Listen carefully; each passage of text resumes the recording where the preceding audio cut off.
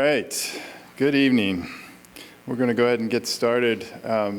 Great turnout. Really appreciate everyone coming out for this. There's a few seats here and there, folks in the back, if you don't want to stand for the next hour. So welcome to the session on rigor, reproducibility, and transparency practices for shared resources. This was organized by the Committee for Core Rigor and Reproducibility, or CCOR. If you're interested in knowing more about what CCOR does or even joining the committee, please reach out to myself. I'm Gregory from UNC Chapel Hill, or Andy Ott. Andy, raise your hand so folks know.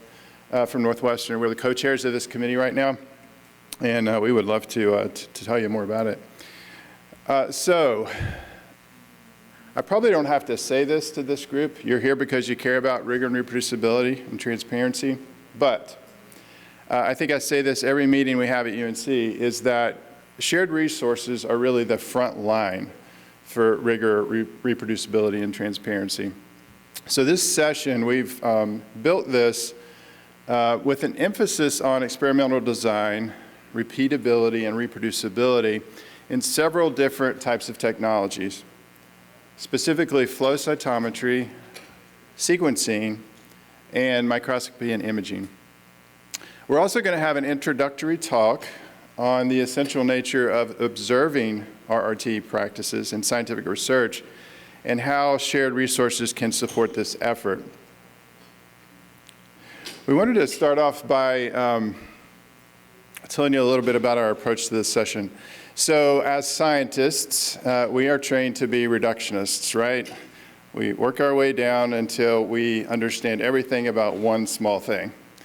And so that's the specific problem where we use trial and error to get to a specific solution.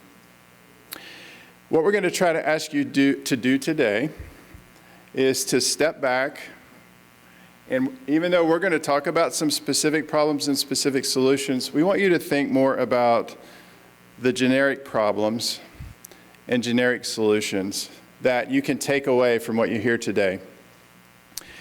So we're asking you to avoid getting bogged down. Now, I know this is a lot to ask, right? Because you're very excited about your technology of choice. But try not to get bogged down in the specific technology, but use the specific problems and solutions that our speakers are going to share with you today to expand your thinking about how to address maybe some of the RRT challenges that you face in your core. And then think about, what do you need to really achieve full rigor, reproducibility, and transparency? Where you're planted, where you work every day, what do you really need? These are just some ideas. Maybe you need more technical support. Maybe you need a quality management system. Maybe you need more training or certifications, or your staff does, so that they can guarantee that they're working in the ways that they should. Maybe you need better validation in your shared resource. So that's our intent today. We've got some great talks. And I want to introduce our speakers. So Devon Crawford is the program director at the Office of Research Quality at NINDS. She sends her regards. She is unable to attend. She works at NIH, and they're not allowed to travel. But I'm very happy that she actually recorded a video, and so we will have her content today. It's excellent. You just won't be able to answer, you won't be able to ask her any questions, nor will she be able to answer those. She's very sad that she couldn't be here, and we're very sad that she couldn't be here either, but she sent along a video. We have Srivastava, who's a core director in flow cytometry at the Gladstone Institutes. Xinkun Wang from Northwestern Medicine and director of NewSeq, or the Genomics Core. And Michelle Itano, Associate Professor and Director of the Neuroscience Microscopy Core at UNC Chapel Hill School of Medicine. The slides will be available, and we're going to try to do questions after each talk. Sometimes, we save them up till the very end. I don't like the proximity bias that puts on, and so only Michelle gets questions. And so we're going to try to offer the floor in between each talk. And as I said, Dr. Crawford's going to present by video. I would ask you, if you wouldn't mind, we have a new rigor, reproducibility, and transparency survey. We would love for you to please Scan this QR code. It's also in the app. If you go into the More tab and you can pull down the surveys that are in there, there are a few. Don't work on it during this session, but save it, and we really want your participation. So this will be our third iteration of this survey, and we're building up on each time we do this. The first one was really robust. The second one was during the pandemic, and we just didn't get a great response. And so we would love to see a very robust response this time around. And we work to publish those results so you know what's going on in the community around rigor and reproducibility. All right, I am done talking, so I am going to do my best to pull up the video here. And we'll get started with Dr. Crawford.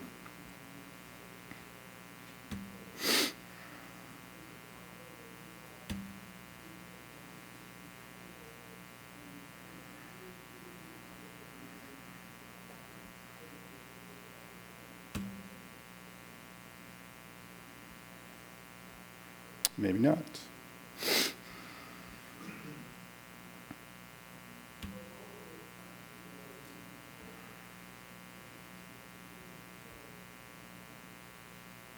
There we go. Hi, everyone. I am Devon Crawford, a program director in the Office of Research Quality at the U.S. National Institute of Neurological Disorders and Stroke. And I'm sorry that I couldn't join you in person today, but I hope that this video is still at least somewhat informative and helpful. So today I will be starting with a discussion of the general importance of research rigor and transparency, and then I'll talk about how core facilities can play an important role in promoting and improving research quality.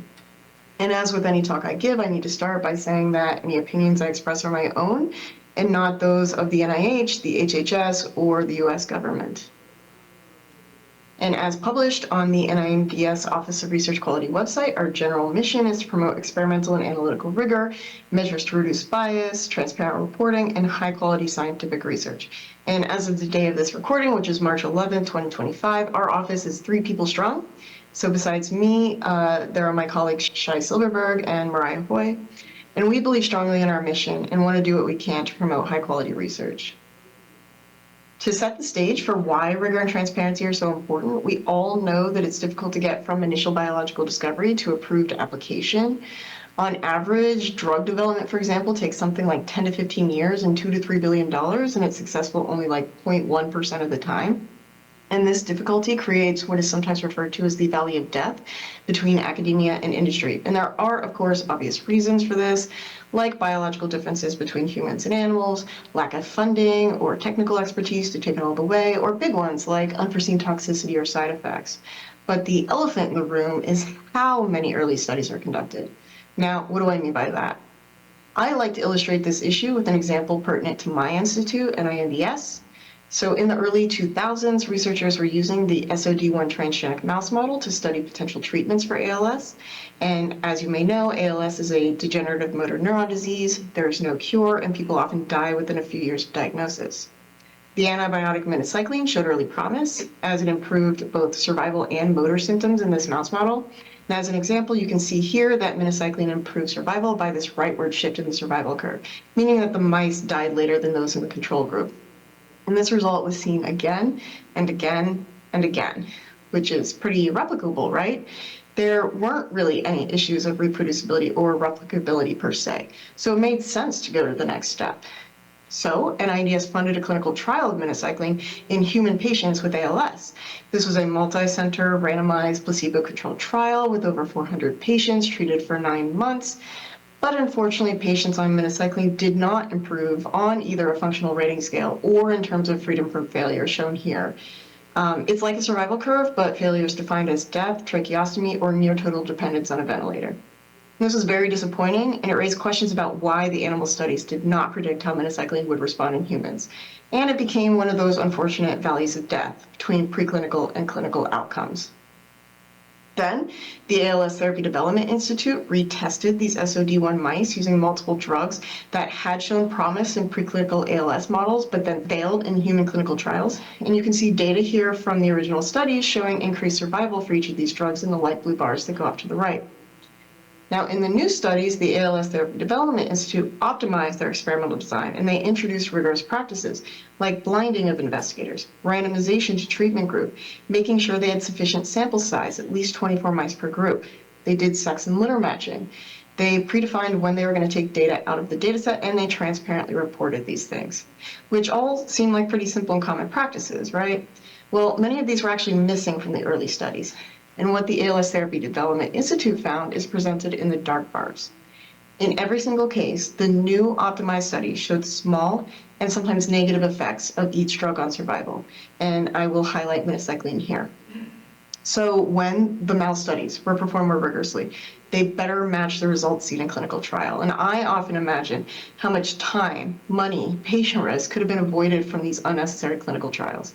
And as an aside, this is also why we like to promote rigor and transparency rather than reproducibility or replicability in isolation, because flawed research can still be replicated in a flawed way.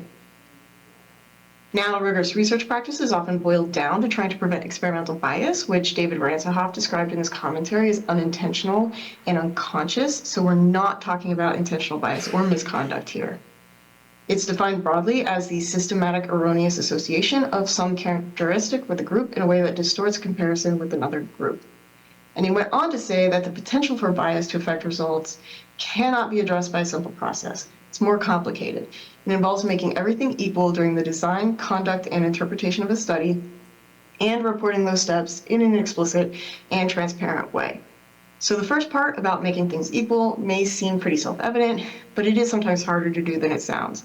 And as for the second part about reporting things transparently, this is important because if you can't tell what happened in an experiment, you can't know if it was performed rigorously and without bias.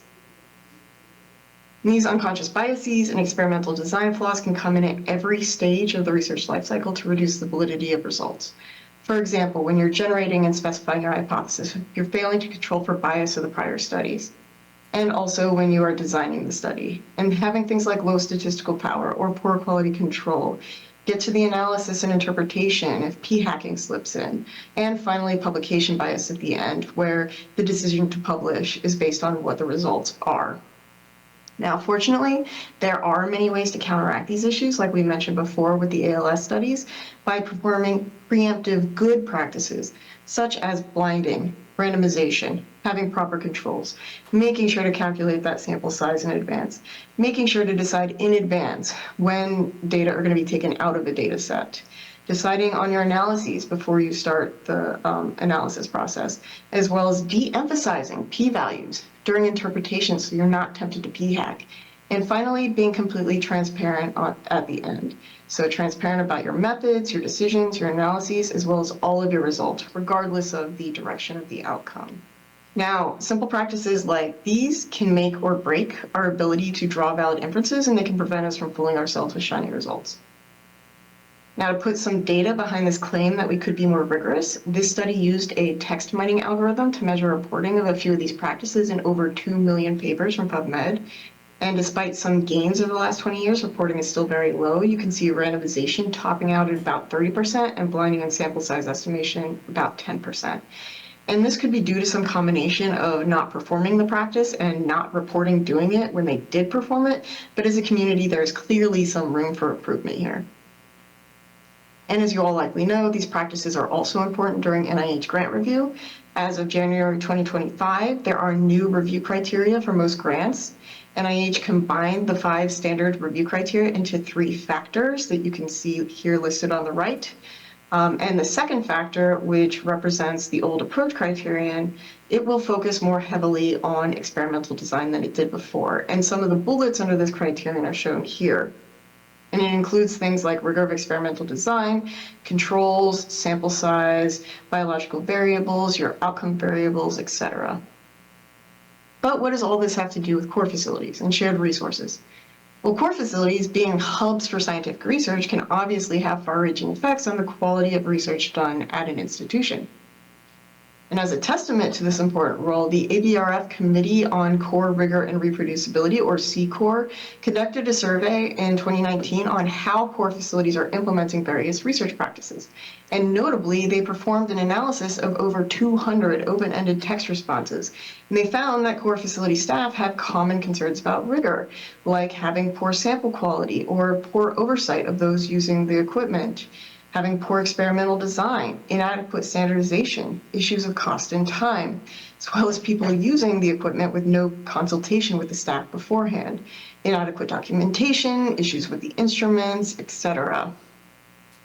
Additionally, these facility staff identified barriers to being able to solve many of these problems, like a lack of training, mentorship, technical expertise, being under time pressure. Again, things like inadequate standardization and poor experimental design, high cost, and notably having the inappropriate tools to be able to do what you need to do.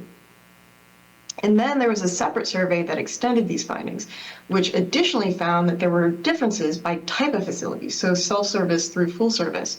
And they found that, unsurprisingly, users of self-service facilities who have less oversight are more likely to use inadequate controls and data analyses. But what can be done about this? Well, these particular authors suggest 4 specific checkpoints where core facilities can have a big effect. In the experimental design stage, providing important information and advice to the people doing the experiments. At the sample quality stage, and not letting low quality samples come into the facility. Deciding in advance who's going to be responsible for the data analysis and how it's going to be done. And finally, staying involved through the publication process to make sure that things are being reported properly. And in this commentary, the authors recommend that facilities generate protocols and SOPs that contain sufficient detail to record methodological metadata, so your protocols, your software, your instruments, and providing that information automatically to the researchers and not just providing it upon request. And these are all great ideas. I hope everyone is thinking of implementing them if they haven't already, but I know that it's not always this simple. Take data management and computational reproducibility, for example.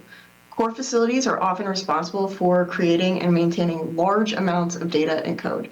And we know that we should be openly sharing data, code, information about which specific research resources we're using, but the devil can be in the details. For example, in the NIH Data Management and Sharing Plan, you need to specify what kind of data will be generated and shared. Will you be sharing the raw data, the process data? Which file types will you be sharing? And in the era of big data with large and numerous files, this can have huge implications for the feasibility of storing those data in a repository. We also know that data should be fair, findable, accessible, interoperable, reusable, but what about ensuring the data were rigorously obtained? As this recent paper explains, metadata need to include the full experimental protocol and rigorous experimental design elements like those I mentioned earlier for data to be truly reusable. And the authors of this paper wrote that responsible reuse of data requires knowing how those data were generated. But this isn't always a standard part of the discussion. But if we ignore rigor, then all of the collected data and all of the effort put into sharing them may be worthless due to some underlying experimental caveat that people don't know about. Now, the specifics of which information is most important can vary by field or experimental type, so how this looks exactly may need to be worked out by each individual community. But both data generators and repositories need to keep this kind of information in mind when they're managing their data. And it's not always as simple as, just making data fair. However, it's not all doom and gloom. We do know that good things are happening. For example, NINDS put out a call in 2023 for individuals or small teams who have promoted or enhanced research rigor and transparency and have contributed to changing the culture of science. And we announced the winners of this Rigor Champions Prize last year. And among the winners was a team from ABRF CCORE for their efforts to promote rigor and transparency practices among the ABRF membership. So they are likely an important resource for figuring out how to make further progress in this space, so please take advantage of them if you can. And if you want to hear more about their efforts, then please save the date for our prize winner webinar that's happening on April 23rd, 2025 at 2 p.m. Eastern. And you can register for this webinar at this link on the bottom right. And as a quick note, if you know of any early career individuals like trainees or newly hired staff who are doing good work in this space, then please encourage them to apply to the next iteration of this prize. Its purpose is similar, but we are specifically looking for individuals within 3 years of their first post-training position. And submissions for this are due May 2nd. Now, in summary, I believe that core facility experts play an important role at institutions, providing services that touch on many different domains. And to promote the highest quality research, you're in a key position to provide rigor and transparency services, like education and training, like knowledge about why things are done the way they are. Why are the instrument settings that way? Why are the software parameters that way? Why do you prepare the sample the way you do, etc. Providing important documentation like protocols and SOPs, and standardization, which can both increase quality control and decrease cost and time. Equipment care, because we all know if the equipment is not calibrated or validated or provided its proper updates, then you're not going to get high quality experiments. And finally, with transparency, you are often the ones who know what the reporting guidelines are for particular types of experiments and can provide good information on what should be reported in those publications. And so these are all vital services that could be provided within your institutions. And with that, I thank you for your attention. Please check out our website for more information about our office, and feel free to sign up for our listserv to get periodic updates and other important information from us. I wish I could be there to take questions in person, but please feel free to contact me if you want to follow up, and I hope that the rest of this session goes well. Thank you.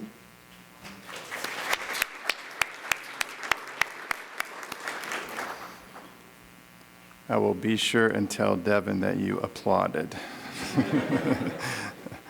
Really appreciate her doing that for us. All right.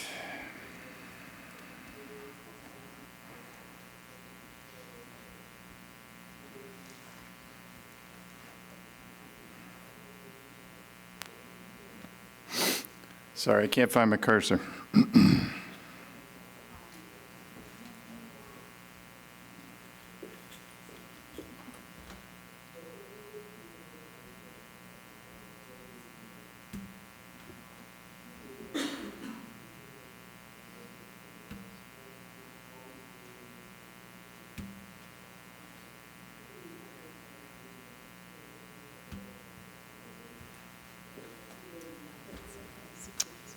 Wrong one. All that.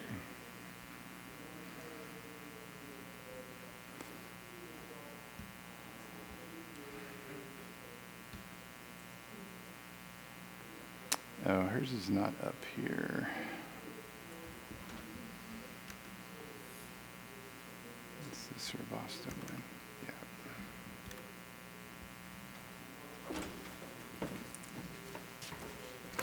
Thanks for that. From doing a session yesterday, I know the front people here can only probably see the top of my head because I am short, and I apologise for that. But my name is Jane Srivastava. I'm actually the co-director for flow cytometry, histology, and light microscopy. Histology and light microscopy I took on last year. I don't really know much about them, but I have learnt a lot, and it's been a really fascinating journey. So I'm at the Gladstone Institutes in San Francisco. Before that, I was in London at Imperial College for 12 years, and before that I was in New Zealand, where I'm from. So I started my flow career in 2003, and I consider myself a career technician, so I'm really always interested in supporting people in skills-based careers and technical people in the core.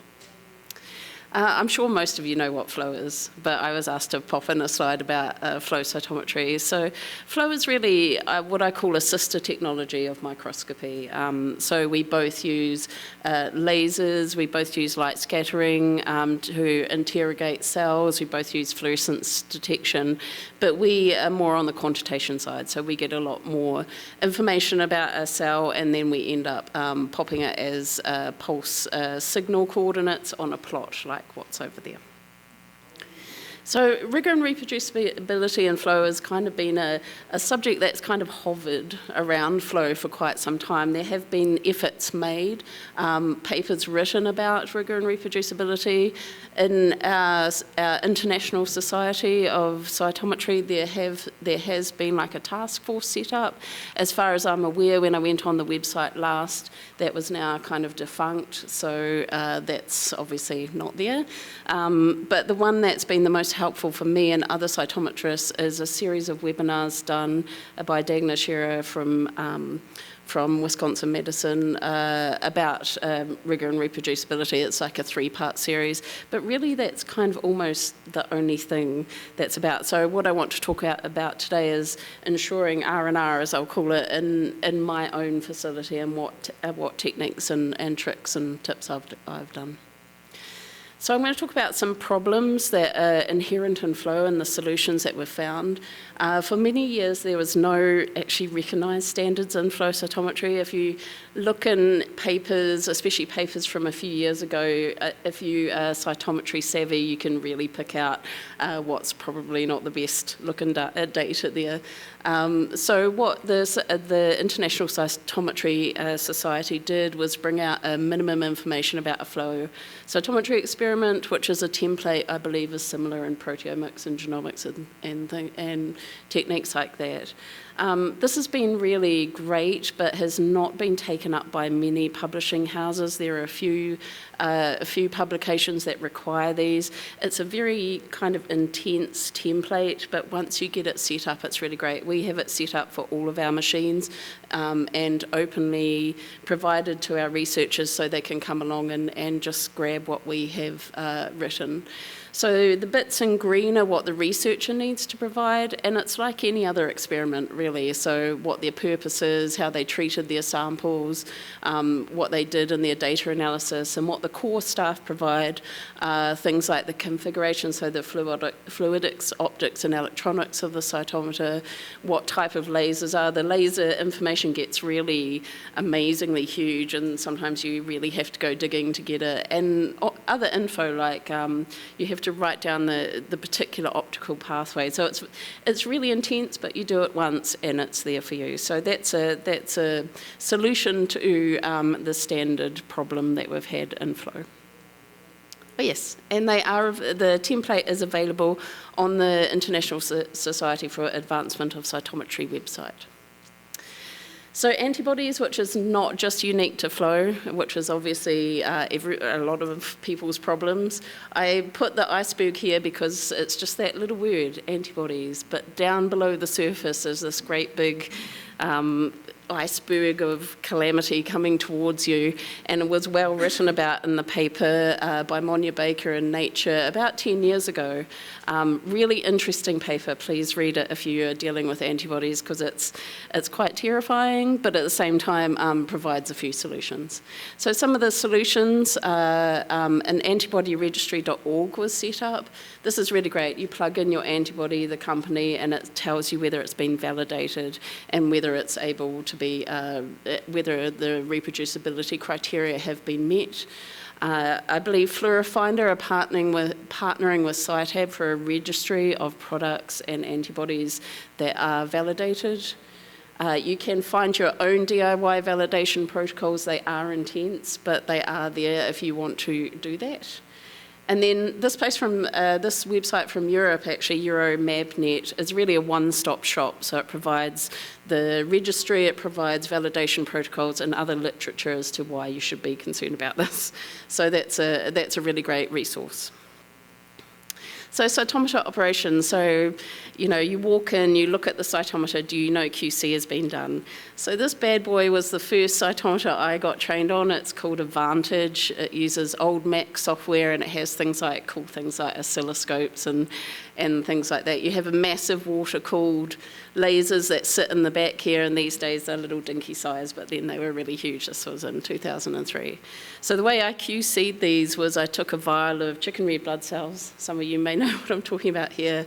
I popped them on the instrument, and I tried to get this relatively square. and that was aligning the instrument. And then I would get in the back and tweak with the lasers and just make sure I got really good signals on the oscilloscope. I don't think many people know how to do that these days, which is fair enough. Just means you're old. So it was really interesting. And was it aligned properly? Well, we don't know, right? So these days things are really much better. What we do in our facility is we run daily QCs on our instruments. So we get a report out showing how well the detectors are functioning, how noisy the machine is, whether the voltage has been set according to a baseline. We now have long-term tracking, so we can monitor if a photomultiplier tube is really on the way out, or if something's not performing the way it should be. You can also have individual instrument characterization by getting things like Spherotech 8-peak beads and then sort of making sure they hit fluorescence intensities on the same day, assay standardization, and we also track our service reports to see which instruments are not feeling that good. Experimental design, the quality of information and training can be really variable. I know personally it's not the new people that have no idea about flow cytometry that have given me the most headaches. It's the people that have come with bad training, as I like to call it, or training that's really outdated and things like that. That can be just like one of the toughest things. So, you have an influx of people that are determined to tell you that something should be something, and it's not. It hasn't been that way for quite some time. So the way that we've got around it is I make sure that my staff are trained either through training courses offered by ISAC or companies like BD. These companies I think they've done a really good job at offering their own online training courses. Fluorofinder now offer a training course, which is really good, is really great. And then institutes have their own either online or person training, which is making a big difference. Consultation with core staff has really gone up in the last few years. When I first started in flow, it was more like we were an island and these researchers came and just sort of gave us the samples and then walked away like sort of hands in the air. But now people really talk to us, and I really think they should, about their experimental design, about their analysis of their data, and recommendations that we can make about how to really get great samples, run their equipment well, and analyse their data so it's valid out the other end. And finally, we provide a ton of documentation. Some people get a bit overwhelmed when they see this, but a ton of documentation, SOPs for everything, from our instruments to the training on the instruments, to things like compensation and sample preparation, and all of that's available for anybody at any time. And they are reviewed every single year. We also provide Padlet web pages. Padlet was something I gained in England, where you can pop up these little windows that are links to validated resources, because there's a lot of resources and pages out there that may not have that great information. So data analysis, in flow you want to gate around your data to remove the data that you don't want to see in your further on analysis. So up here we've got some lovely iPSCs, so the induced pluripotent stem cells, and they're being displayed on a plot, relative size and relative complexity, and down on the bottom you've got some debris, and up on the top you've got the weirdos that shouldn't really be involved in your analysis, and your doublets and your aggregates over there. So what I'm showing you in this top panel here is actually an automated gating program that's embedded into FlowJo, which is the most popular analysis program in flow cytometry. So I've got these here. I want to gate around these guys because these are my cells of interest. I clicked on automated gating and it does this. And people may sort of think, oh, that's okay, that's kind of around that. But as a flow cytometrist, I actually want to give it a bit of leniency. I want to sort of make that gate slightly bigger.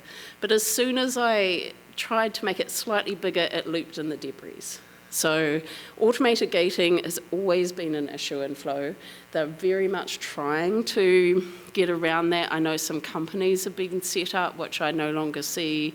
I know companies are trying to work out that with the instruments, but it's always been an issue. So gating is super subjective, and that's something that we all struggle with. Some people have moved away from traditional gating a little bit and gone into more clustering algorithms, which provide their own unique challenges, mostly unsupervised, which can, of course, be problematic. And the most popular is the spanning minimum tree called FlowSum. Okay, and also statistics. People can use the wrong statistics. This website here, parensamplesize.com, is really amazing at telling you which statistic that you should use according to what type of data you're analysing. We also have this that we provide to researchers. Most flow measurements are non-Gaussian, so that they can sort of see what statistical tests that they should be using. Okay, so just to give you an example, and I'm going to use my new colleague at the back there called Kevin, who just joined, and Kevin is coming to me from a lab at Gladstone, and he did a bit of flow. He did quite a lot of flow. I remember watching him there sitting at the instrument going, oh my gosh, what am I doing? And but now he's joining me in the flow core. So I have asked him or tasked him with setting up a basic immunophenotyping panel that can be offered as a service. We have an iPSC panel that we offer as a service, and we're working up a microglia panel because we have a lot of people doing neurology. So the service is providing these markers on a fluorescent antibody panel. We predict a 2-hour turnaround time. You'll give it to us, we'll stain it and give you a report back within 2 hours, and we'll do the data analysis for you. So Kevin has consulted with me to help make this a good experiment. We've checked our antibodies to make sure that they're verified on the antibody registry. We have a template SOP that we use for designing flow experiments, including things like troubleshooting and the references and just everything from like clone name of the antibody. So we have this basic template that we use, and it's a verified protocol of staining these that we use as well. In terms of running on the instrument, we make sure the cytometer is QC'd. We use a standard template. I've trained Kevin, so that's all good. And we have an SOP for our cytometer that he can follow along with and make sure that he's hitting what's talked about in the SOP. For the data analysis, we use a lot of controls to validate our experiments, including single colour controls and gating controls and everything else you might think of for a flow experiment. Those of you who are familiar. We use FlowJo. We make sure that we use the appropriate statistical significant test, and report will be released with these files. So the research gets all of these files back and the analysis workspaces. Oopsie. So this is all, in my opinion, underpinned by MyFlowSite for the samples and the cytometer, and also kind of overpinned by our, we received the ISAC Shared Research Laboratory recognition in 2024. And just to say what that is, it was a real bear of an application, that's for sure. So this recognition award is judged really on everything that you can think about in a flow cytometry facility, from lab safety through to data management, operational management, how we're training our users, our own technical ability and knowledge provision. So it's very, very intensive, but we know that we are, doing the right thing when they have approved us for this, so we were really pleased to receive it. In terms of data management, last slide, our local one is we save all FCS files into our internal server so that people can access them and they're not lost. I know that there's flow repositories kind of starting to be built, but there's some that are built already and aren't very good, so people are working on that, and there are task force and committees to look at making sure flow complies with FAIR principle guidelines, which has caused quite a lot of consternation in the flow community, that's for sure. So there's the links to all the websites that I mentioned today. As Chris said, these will be available afterwards. The International Society that has the MyFlowSite and the Shared Resource Lab recognition certification, if you would like to investigate that. Okay, thank you.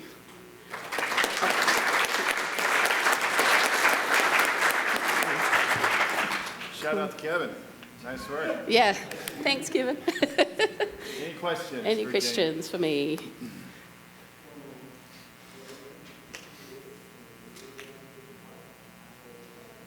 I was intrigued that you mentioned staff training by both vendors, but also that you train them. What are your thoughts about how best to train staff, in-house or out? Yeah, I think in my opinion, it's a mixture. I think the companies provide some really good theoretical knowledge that they can get their teeth into, especially because, I'm really short on time. So Kevin can watch these videos and go through these courses. It's really great. When it comes to a lot of the other core aspects, like each individual machine kind of has a bit of a personality and a bit of way about it. So for me, it is really a mixture, and sort of making sure that we are hitting the right notes for our investigators. So we are not an undergraduate institute. We only have sort of postgraduate and other researchers. So what they need, because most of them are super experienced in a lot of flow aspects, what they need are different than when I worked at overseas. So yeah, in my opinion, it's a mixture. Cool. Anybody else? Otherwise, I'll hand to Xinkun. Don't know if that's someone. Oh yeah, hi. Do you only offer assisted sorting? Do you have users independently sorting?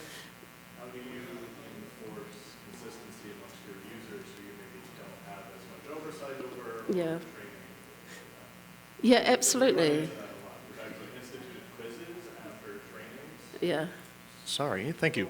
So that people can demonstrate competency, and Yeah, there's yeah. definitely a wide range of responses to that, even after our very standardized training. So. Yeah, we are in the fortunate position of being quite a small institute, so we personally know everybody really well. Yep. People, when they come to be trained with us, they have to do a minimum of 2 training courses, and they have to demonstrate like practical. They're able to do practical things like setting up an experiment, setting sorting gates, and everything like that. We do tend to hover around in the facility and just sort of advise people. We are lucky like that. So yeah, it's really sort of knowing for us, as a smaller institute, it's lucky because we know who's coming to sort, and we actually provide people that sort of say, I want to use the facility. We provide a really quite comprehensive Google form that lets me know about their experiments and what they've used. And sometimes people will say, yeah, I've used this and this, and they'll come and they've used nothing. So you have to sort of watch them a lot more closely.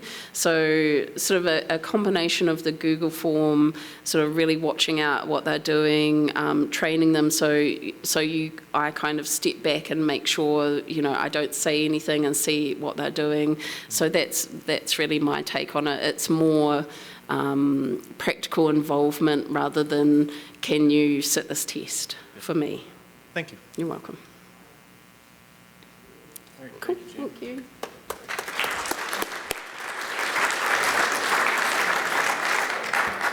So that sounded like a trust but verify approach. Yes. Most times it works. Sometimes.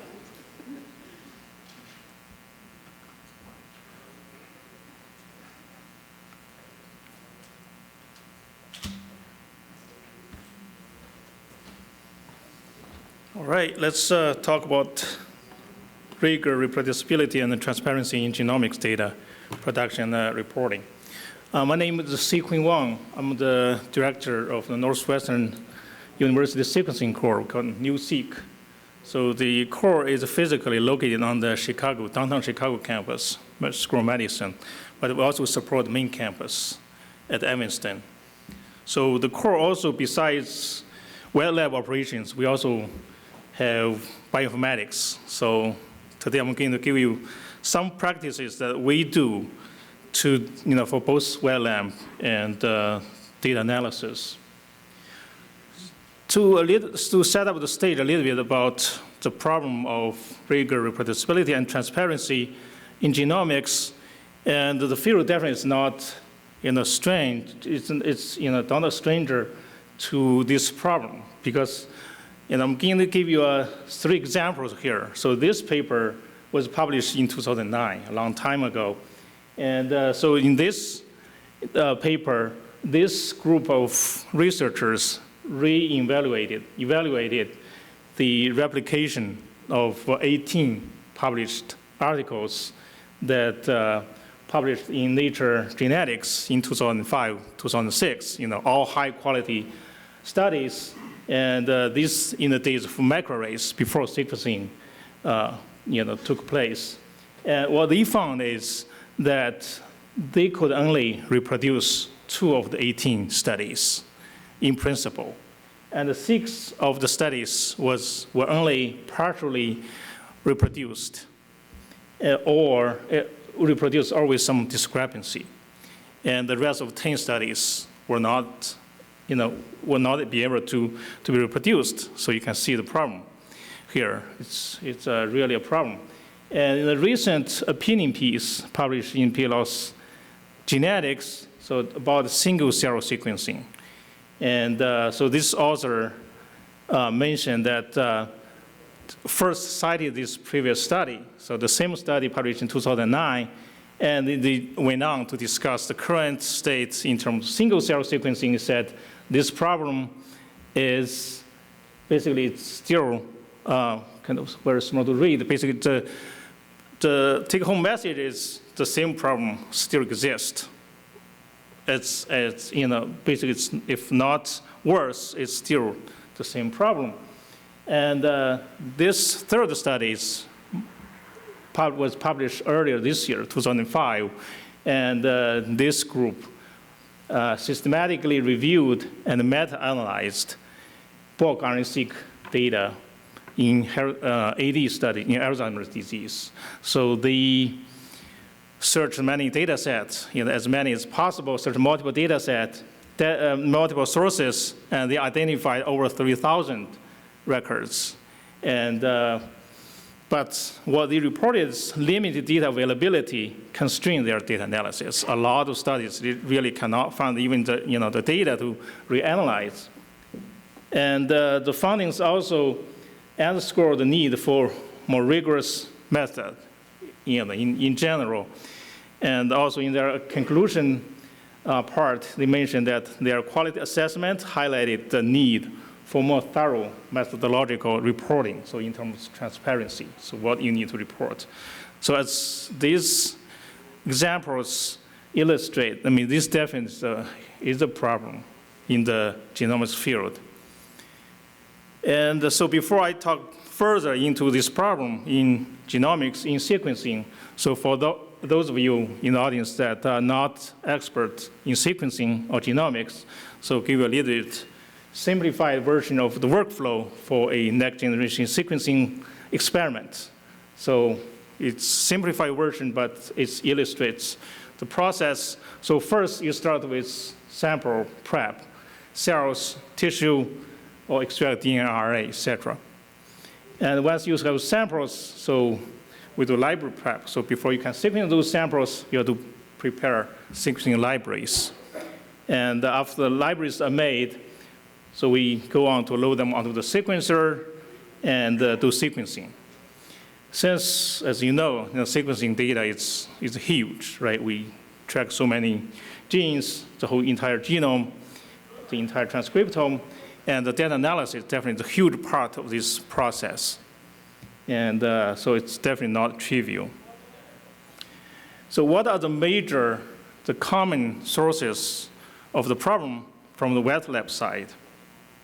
So here I'll give you a few sources. And some of the sources are not unique to a genetics experiment. It's applicable to other technologies as well. First, the sampling bias. So you need to have a good experiment design. The sample need to be representative, randomized, and you need to select proper controls, right? If your experiment design violates any of these principles, you're going to have problems. And these are not unique, as I mentioned, to a sequencing experiment, but unique, more specific for a genomics experiment. So the genetic heterogeneity is a source of the problem.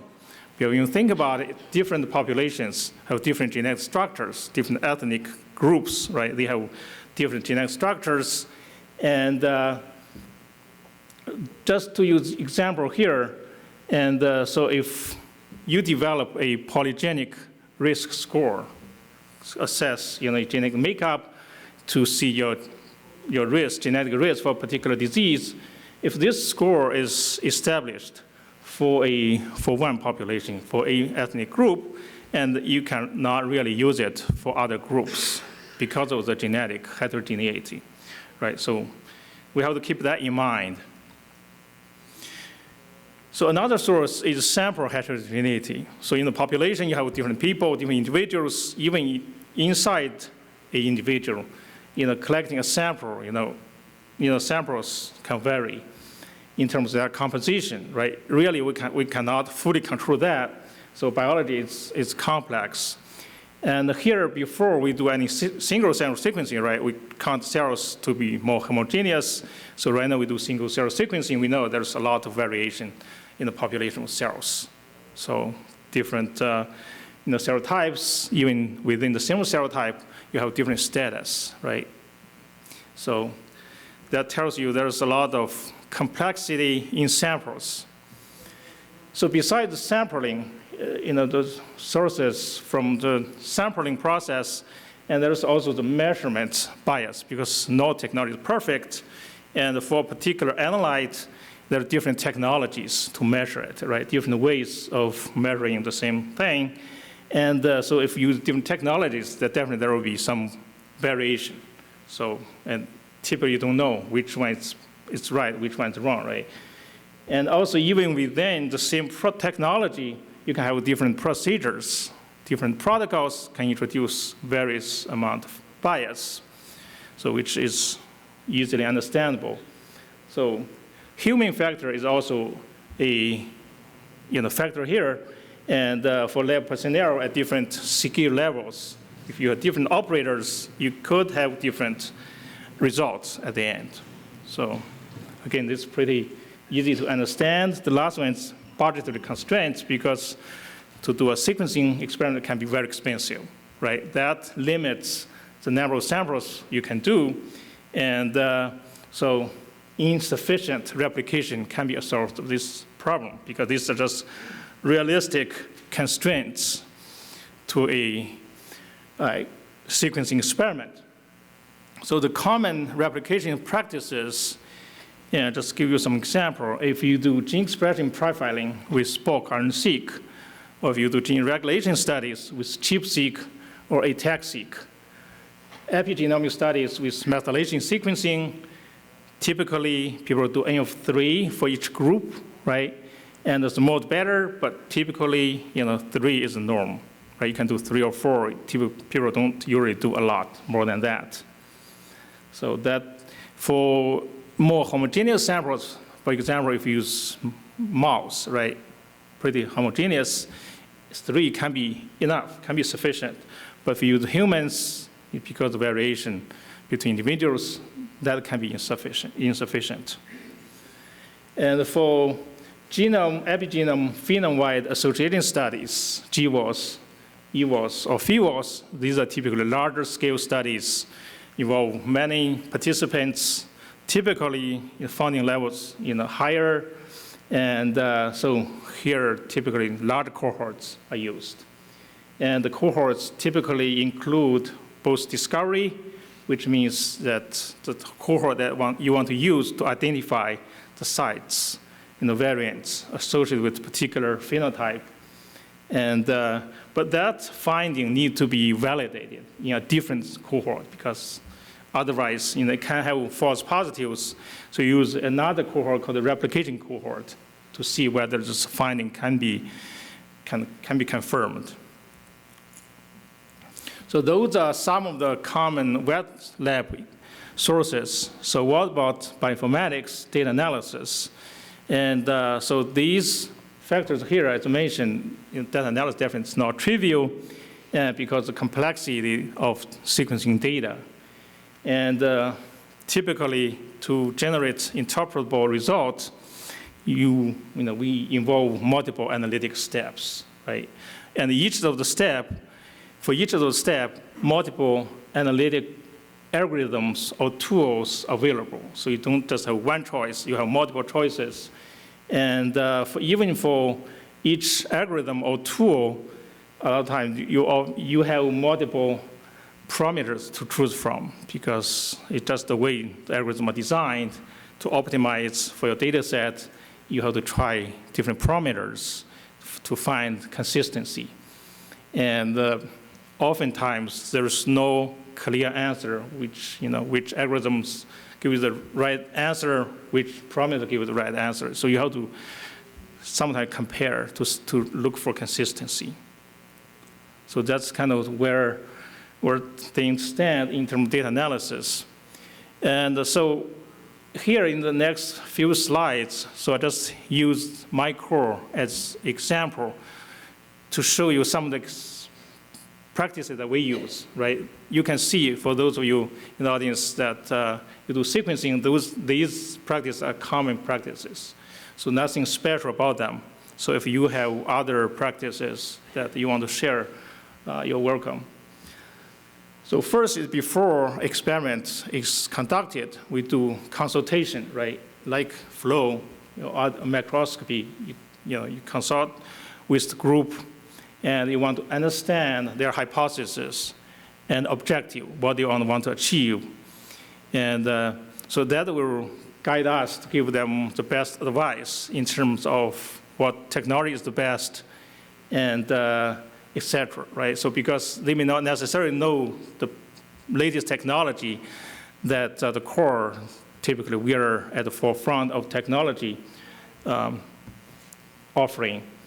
And so understanding their hypothesis objective is helpful.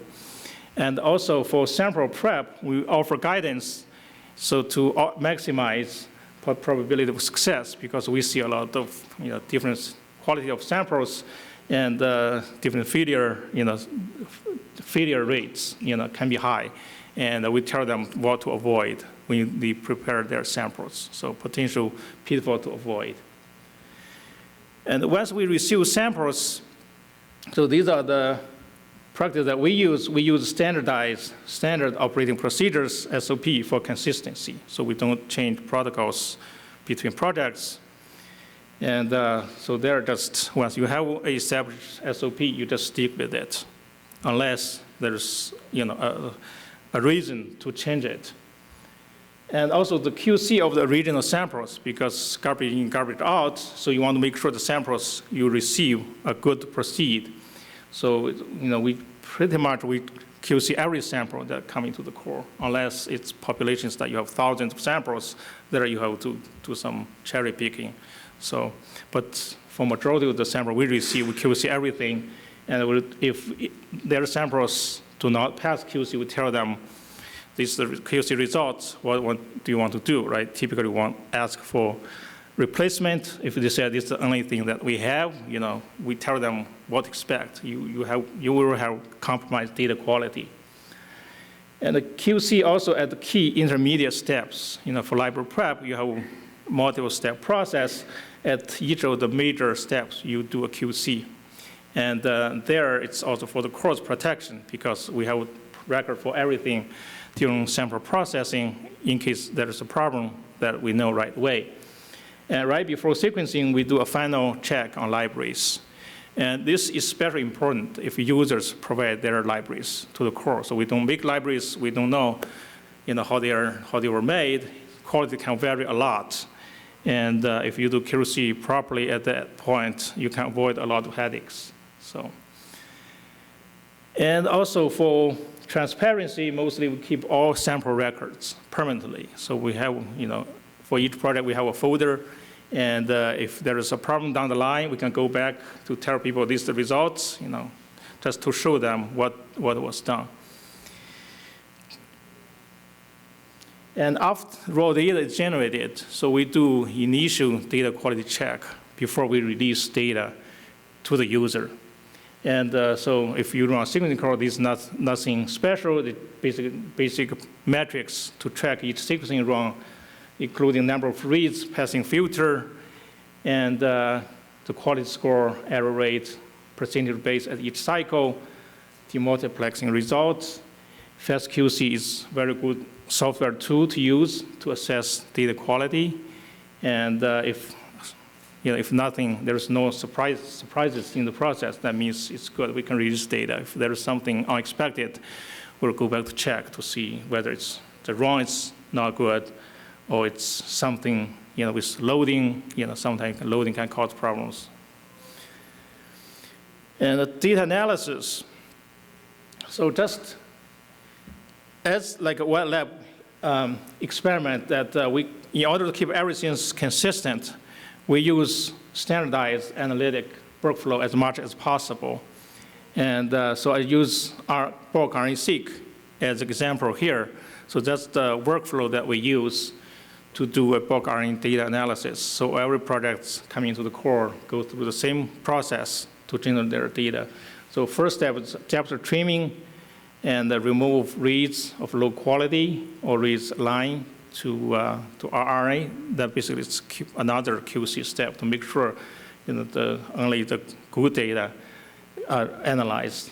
And this followed by read alignment with a tool called STAR, and followed by read counting and the gene annotation. So you have a matrix of which gene with how many reads. And this followed by normalization to make sure all samples are comparable. And also, the goal is to identify a list of differentially expressed genes, what genes go up, what genes go down. And the tool we use is DE-seq2. And followed by pathway analysis. Once you have the list of genes, you want to know what's happening in such cells, not looking at thousands or hundreds of genes. So we use a tool called GeneCodis for pathway analysis. And the core also helps with data reporting and deposition, because as you know, that for publication purpose, so the data need to be deposited into a repository. So we help with that process. How are we doing this? Okay, I will go very quick, because genomics field is exciting, right? We have so many new tools and newer tools, different platforms, and but this causes problems, right? So sequencers, for example, sequencers keep upgrading, right? After a few years, you have a different version of a sequencer or to a different platform. As also technology diversification, you have, right now you're talking about single-cell sequencing, spatial omics. You can see all the competing platforms.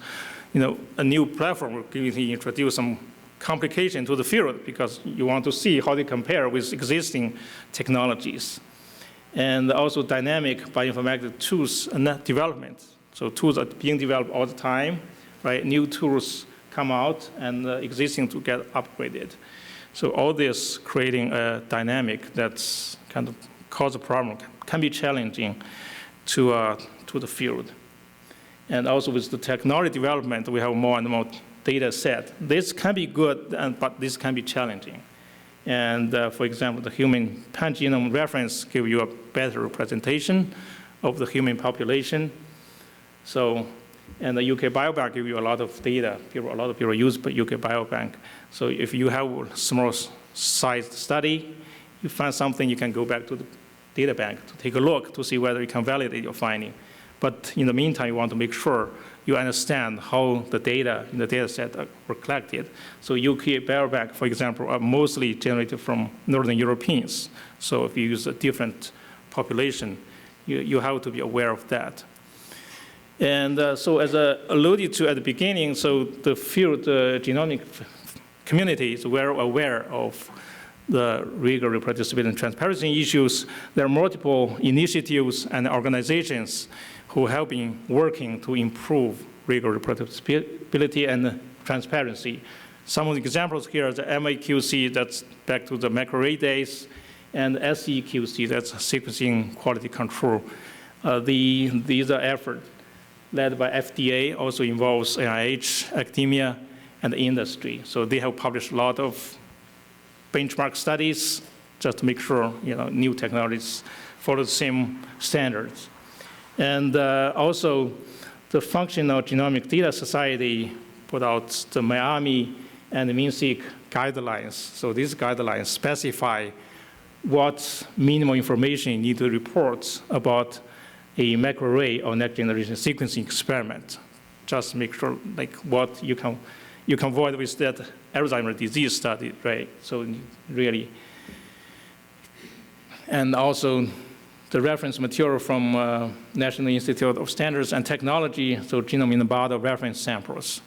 And also, finally, the Global Alliance for Genomics and Health that's promoting kind of data sharing in terms of interoperability and standardization. So these are examples of existing initiatives and organizations. And this one, the final slide, just, ABIF as a group, we can do something about this. We can do a lot, actually, to improve and rigor, reproducibility, and transparency. And we have the CCOR group here. And also, in general, I think there's something I think we can address to improve this.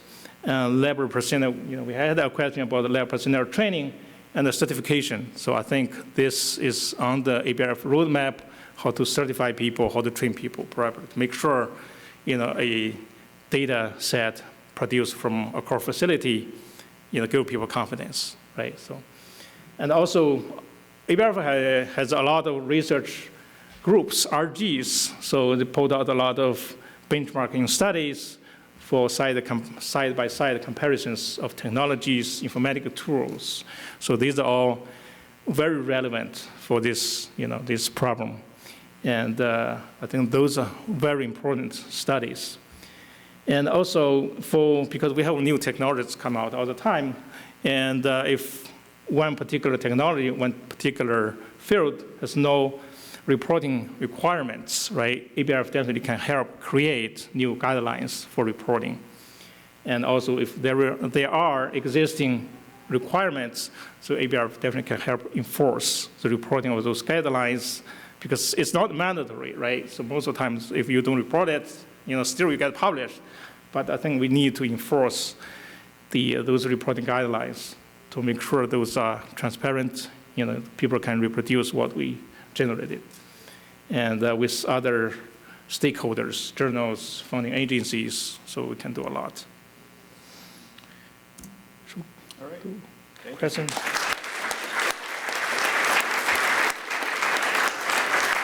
Any questions for Xinkun?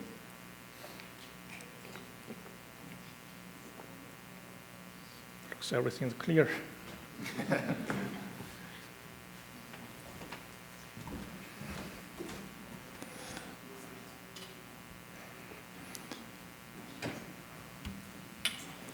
All right, and last but not least, my colleague from UNC Chapel Hill. I'll turn it over to Michelle.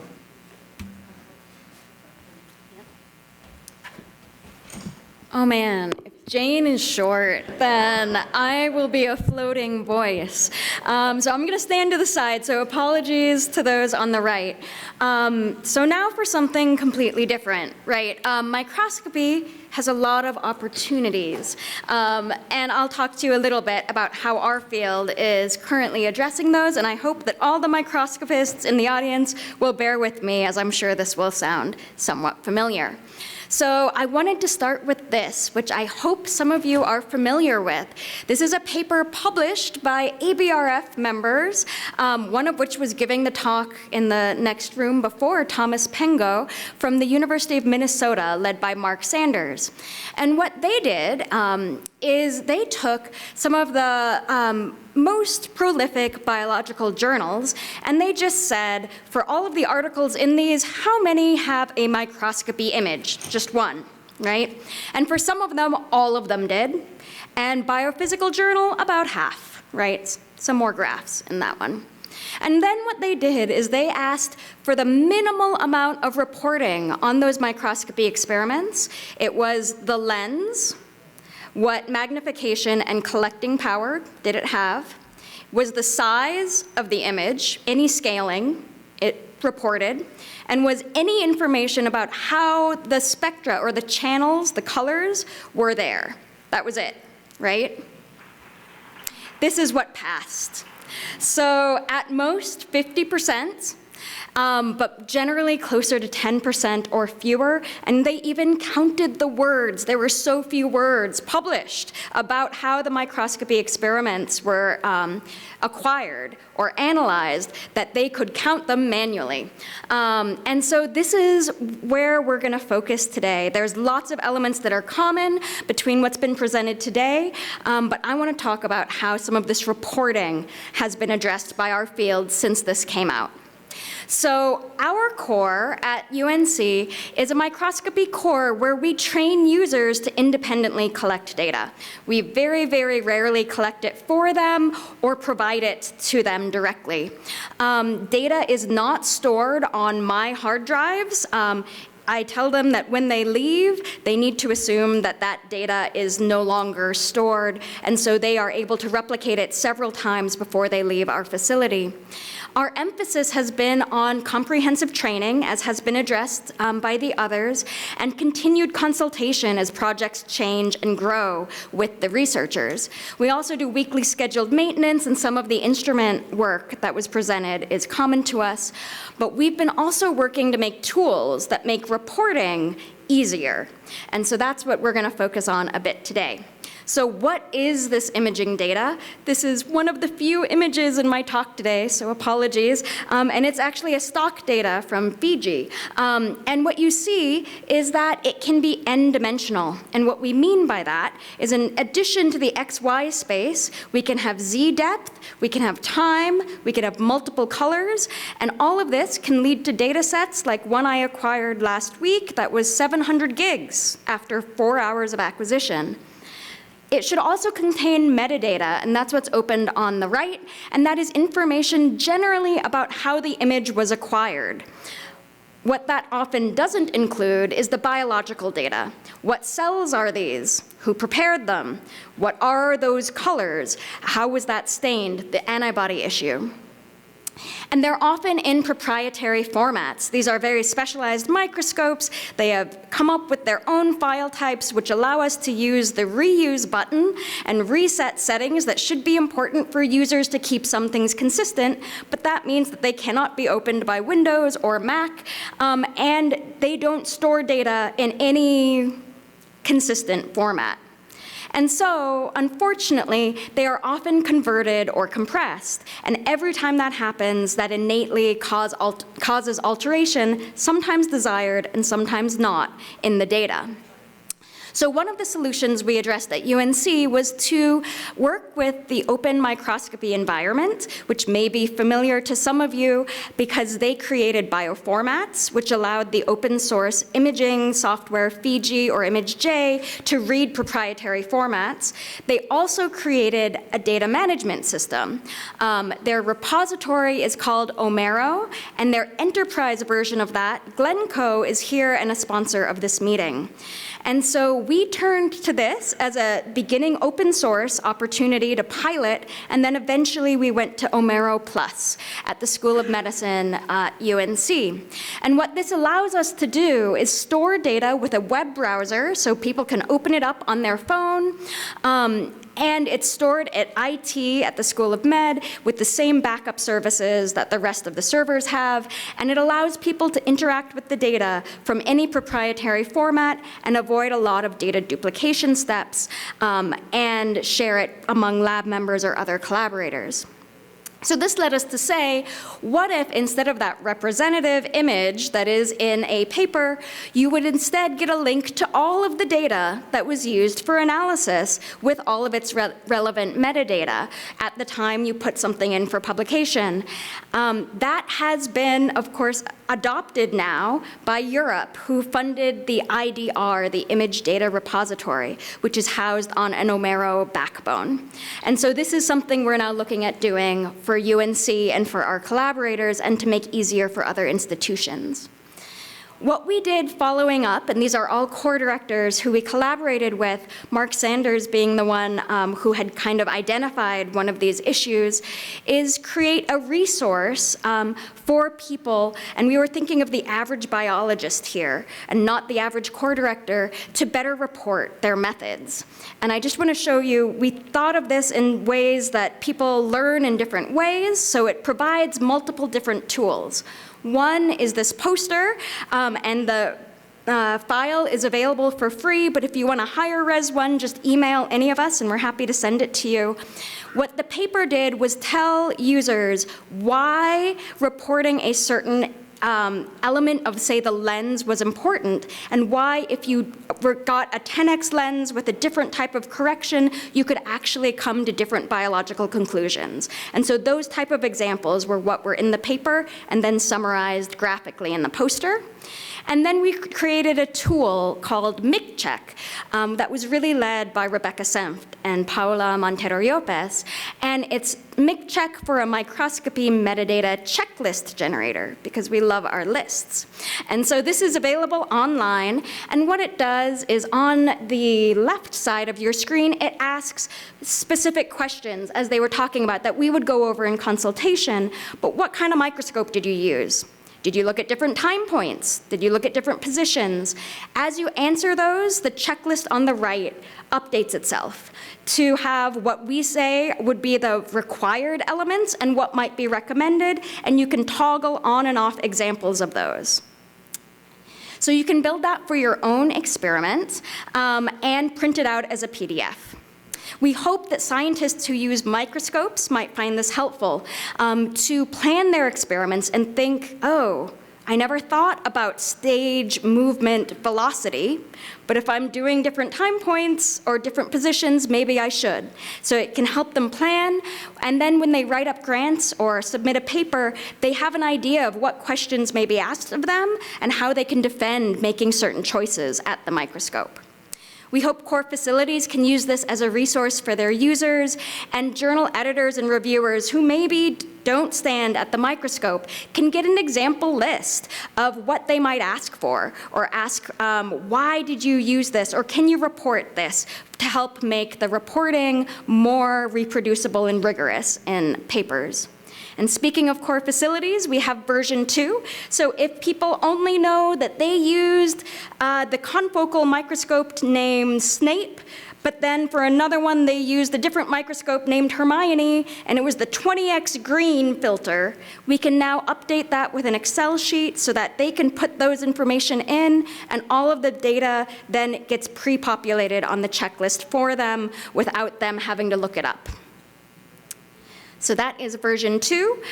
We also provided PDF checklists. For those who don't like things that are constantly changing, we have one that you can find and print out, and it will always be the same, with example text where you can click on it, and for the, type of microscope, it is now in orange, and you can figure out what we meant by that if you prefer a Mad Libs version of writing your methods.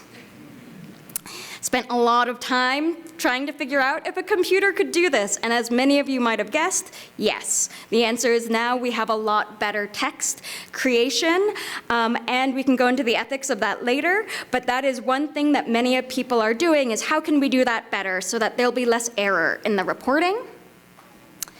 And finally, I think what some of the next steps are for our groups is to make that image metadata more readable, less by the computers and the acquisition controllers that are controlling the equipment, but more by people. And how can we make interoperability between these very complex systems? And one of the things that many people are working on are universal file formats, so we can all go into the same basis and expect the right lines to be named the right things. The other thing that I think is very interesting is creating more tools to make this even easier. And for me, that's for the user on the microscope.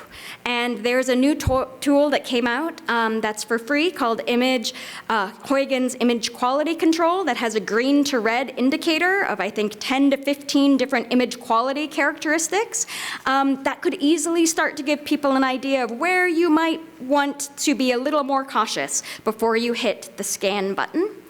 And I've always wanted, and I'm trying to find somebody with the skills to collaborate with me, of that little Microsoft Office paperclip that might bounce and be like, hey, you know, I noticed this about either the button clicks that you did or the image itself, and you might want to consider changing this. And here's the information on why you might want that. I'm not going to tell you you have to, but I have an idea for you if you want it right there.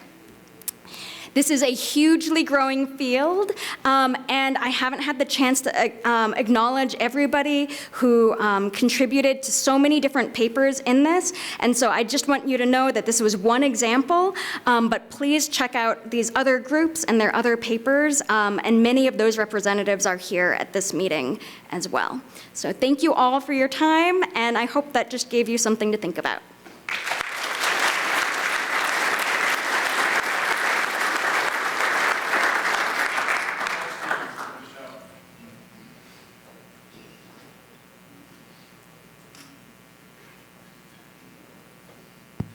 Hello, Jenny Schaefer, Vanderbilt University.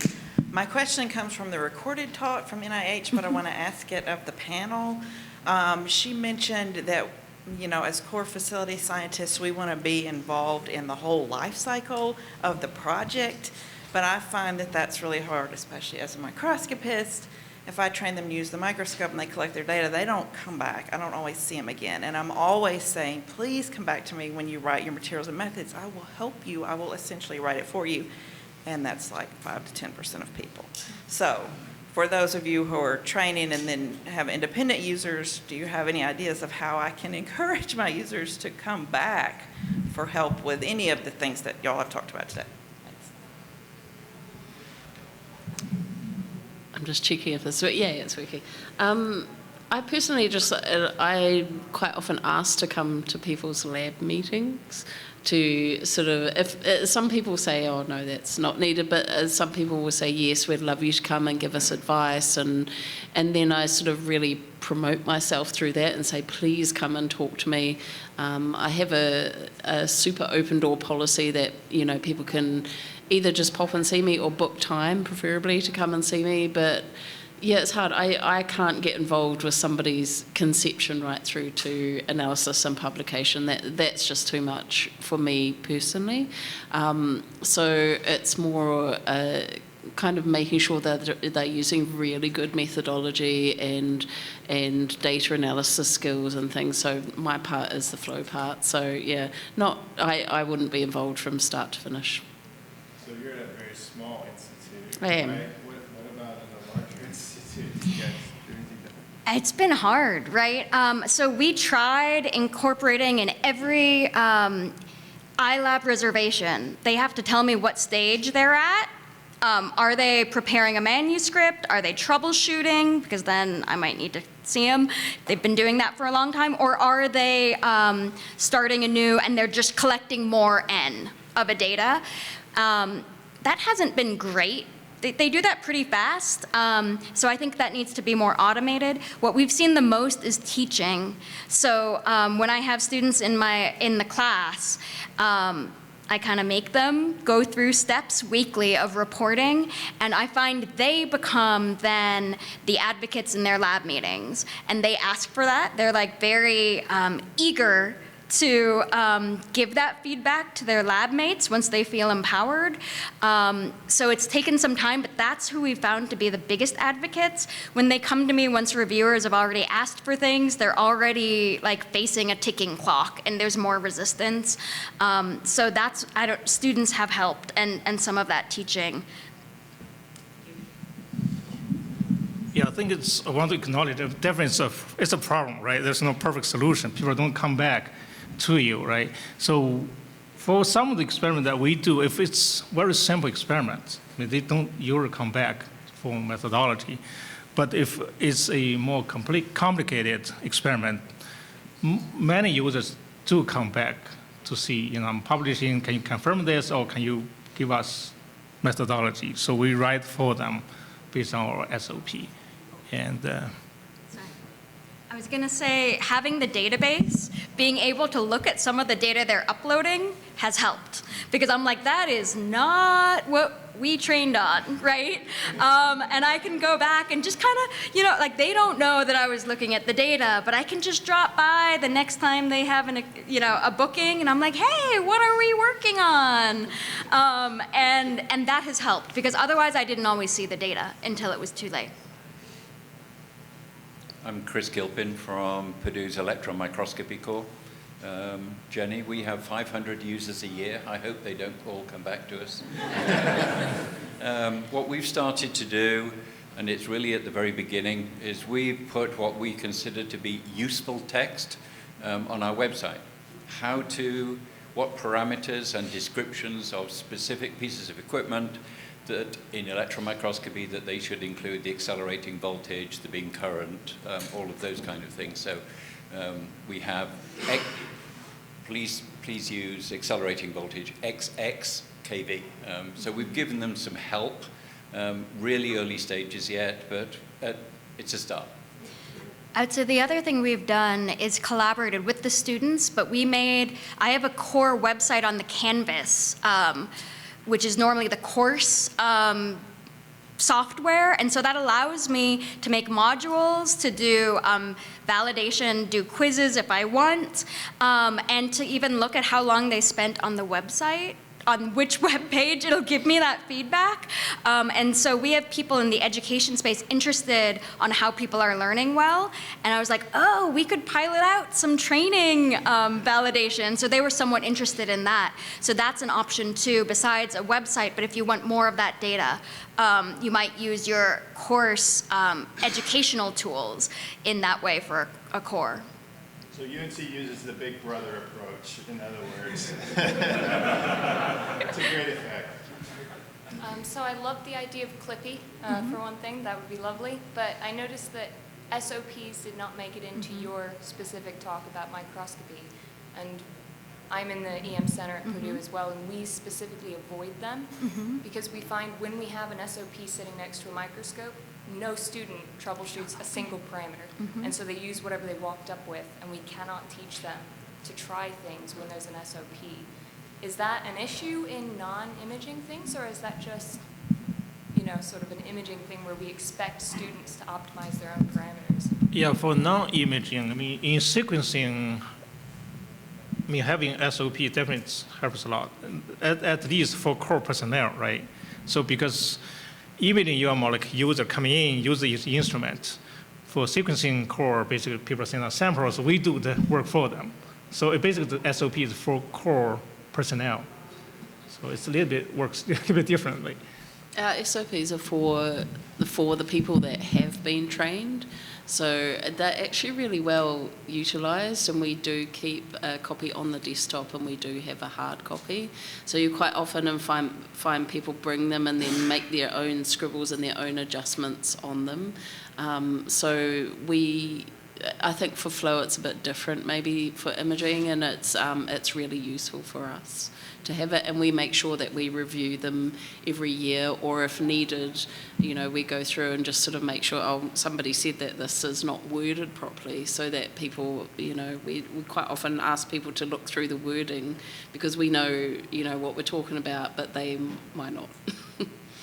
I saw some nodding. I take it you don't use written SOPs.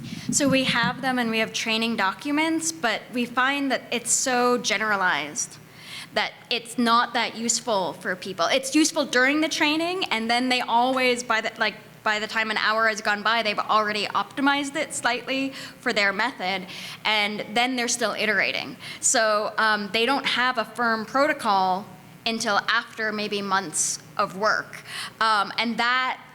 So that's been a bit harder for us to kind of record. We can do often most common protocols, but we can't really say, always change this or set it to this amount. It's just too variable on any given experiment. Thanks. One more question. So, okay, one question in 3 parts then. This has been a great session, and I would just like to say one thing our cores do is they have recurring proficiency evaluations, both for staff and for users, to assure that everybody's up to speed in terms of using the instruments. The second thing is that, one thing that was not mentioned is the research resource IDs, which is really a good tool for ensuring rigor and reproducibility. It's one of the reasons they were established. And you could have it not just for the core, but also for specific instruments in your core, which I'd actually be interested if anybody's getting that granular. We have it for just our cores. And finally, I was just thinking about how the ABRF could help in moving this forward. I mean, we have a whole committee on it, obviously, but I think one of the things that might be useful based on some of the discussions is having a template or document repository about the minimal annotation set that is needed for the various technology focuses, and maybe working together with the research groups for that. I mean, genomics, which is my field, we have an idea what the minimal annotation set, but it's hard to say, it'd be nice to have the stamp of approval or either have an ABRF, this is best practices type of study and publication, or at least have a document repository so we see what all our different members are doing in terms of this type of needed annotation for research rigor and reproducibility. I was just going to say, I'll put my executive board hat on and say that is part of the new strategic plan that's coming. Please come to the members' meeting on Wednesday if you want to hear a little bit more about it. But yes, that is part of one of the goals of the new strategic plan. I will say, on behalf of Andy and I, that's one of our goals as well for the committee, right? Is that we become a repository for all of these kind of documentation. We're starting some of that. We don't have templates or anything, but it's a great idea to have those. That's great. Oh, and in the interest of networking, I forgot, my name's George Grills. I'm at the University of Miami. Thanks. Thank you. All right, thanks everyone. Thank you. That's cool. You're right, Michelle. Yeah, I saw when you got up there. I'm like, oh dear.